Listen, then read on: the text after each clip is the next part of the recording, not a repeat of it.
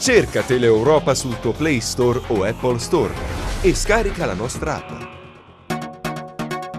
Lo sport adesso, il Cosenza Calcio ha deciso l'esonero del tecnico Fontana.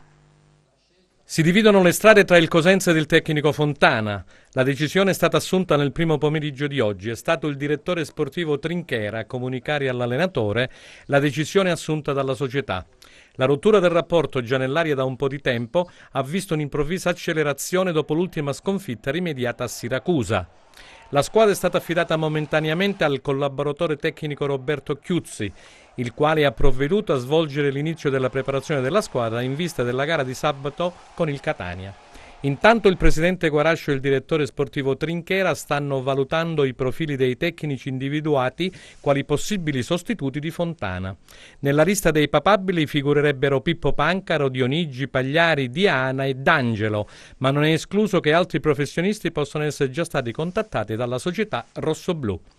Si chiude dunque una prima fase difficile e tormentata di questo avvio di torneo, in cui il Cosenza non è riuscito ad esprimere ciò che è nelle sue potenzialità. Un rapporto non facile tra il tecnico e i tifosi silani che sin da subito hanno mostrato forti perplessità per le performance non esaltanti messe in mostra dalla squadra. Il modulo scelto da Fontana è apparso non idoneo e per certi versi penalizzanti per alcuni dei calciatori in forza alla compagine silana. Chiusa questa parentesi se ne apre un'altra con la speranza che la società sappia scegliere il meglio per garantire un prosieguo del campionato meno tribolato. E come dicevamo, l'esonero del tecnico del Cosenza è stato deciso dopo la brutta sconfitta di Siracusa. Nel servizio vediamo i risultati della giornata di campionato. Un weekend da dimenticare per Cosenza, Catanzaro e Rende, da incorniciare per la Regina. Il primo successo esterno fa compiere agli Amaranto un balzo in avanti che consente di lavorare con maggiore serenità. La continuità e il plusvalore dell'11 di Maurizi, giunto al quarto risultato utile consecutivo. Per battere il Fondi sono servite però altre qualità che torneranno utili in un campionato difficile come la Serie C.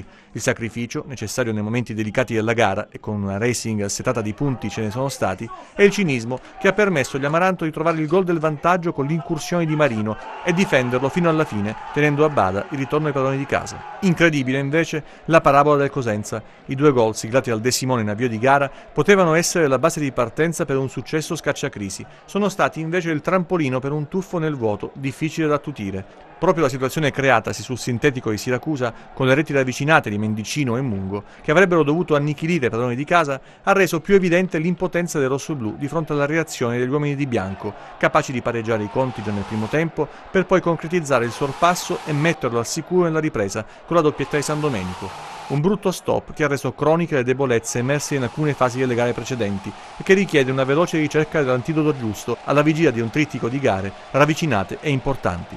Il destino di una squadra dipende dai risultati e mai come in questo campionato il valore di una formazione viene valutato tenendo conto soltanto del segno in schedina e così il Catanzaro, che reduce dalla vittoria in trasferta in casa del Bisceglie era stato a giusta ragione inserito tra le probabili protagoniste del torneo, al termine dei 90 minuti con il Lecce è ripiombato per gli osservatori nella situazione ibrida che aveva conosciuto all'indomani della sconfitta nel derby con la Regina. Certo, i giallorossi calabresi hanno mostrato un'eccessiva fragilità difensiva al cospetto di un Lecce che si è trovato da subito la strada spianata verso la prima vittoria del tecnico Liverani. Avrà 15 giorni di tempo per riflettere e ricaricarsi il Rende, che sabato prossimo osserverà il proprio turno di riposo. La gara con la Virtus Francavilla non è stata particolarmente negativa, ma i biancorossi hanno evidenziato una sterilità offensiva che ha reso ancora più pesante l'assenza di Ricciardo, ritrovato soltanto nell'ultima fase del match. Il gol di Saraniti ha spostato gli equilibri di una partita che neanche in superiorità numerica, dopo l'espulsione di Foloruscio, la squadra di Trocini è riuscita a ristabilire.